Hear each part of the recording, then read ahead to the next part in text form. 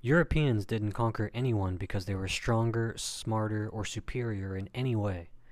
They were walking sacks of disease that coughed their way to world domination and then rewrote history to make themselves look powerful. White supremacists love to bring up Hernan Cortés defeating the Aztecs like it was some brilliant military strategy. Let's break down what actually happened. Cortés and his 600 men arrived in 1519.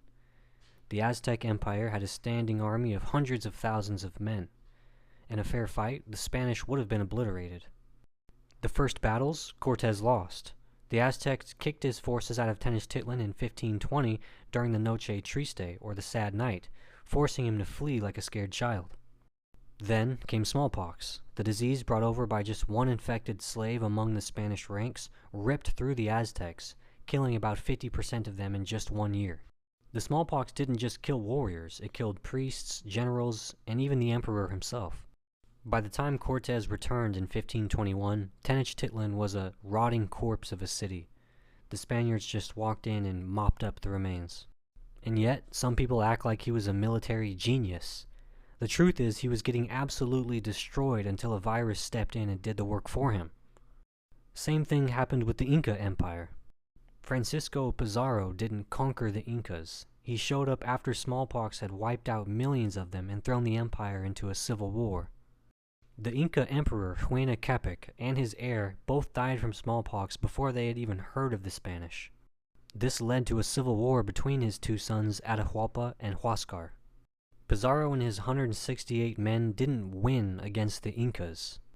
They took advantage of a civilization already in chaos, kidnapped the emperor, and murdered unarmed people at the Battle of Cajamarca.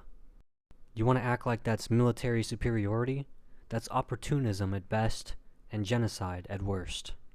And when disease wasn't fast enough, Europeans weaponized it. The British literally handed out smallpox-infected blankets to natives in 1763. And this wasn't a rumor. British generals wrote about it in their own letters. Nor was it a one-off case. The Europeans knew that their disease was their deadliest weapon, and used it. And let's talk about Africa, since you love pretending that Europeans just walked in and took over. Europeans couldn't even get past the coasts for centuries because African kingdoms were too powerful and the climate was too deadly for them. The Zulu kingdom under Shaka Zulu wiped out British forces using nothing but spears and superior battle tactics. The Ashanti Empire held off British colonization for nearly 100 years. So how did the British finally win? Not through strength, not through strategy. That's right, through the Maxim machine gun. During the Battle of Omdurman in 1898, British soldiers, armed with machine guns, massacred 10,000 Sudanese warriors and lost only 48 men in 1 day. That wasn't war, that was slaughter.